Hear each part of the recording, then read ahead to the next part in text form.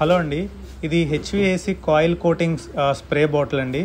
ఇది చూస్తున్నారు కదా, instant drying anti corruption AC coating bottle అనమాట. సో ఇది స్ప్రే చేయడం వల్ల కాయిల్ అనేది రస్ట్ పట్టకుండా ఉంటుంది. ఇది ప్రతి ఒక్కరు కూడా ప్రతి ఏసీకి చేసుకోవాలి. ఈ రస్ట్ పట్టడం కంటే ముందే, అంటే ఏసీ తీసుకున్న ఒక 1 year లోపే చేయించుకుంటే చాలా మంచిది. అక్కడ కండిషన్ బట్టి కొంతమందికి 1 to 2 yearsలోనే రస్ట్ అనేది స్టార్ట్ అయిపోతుంది.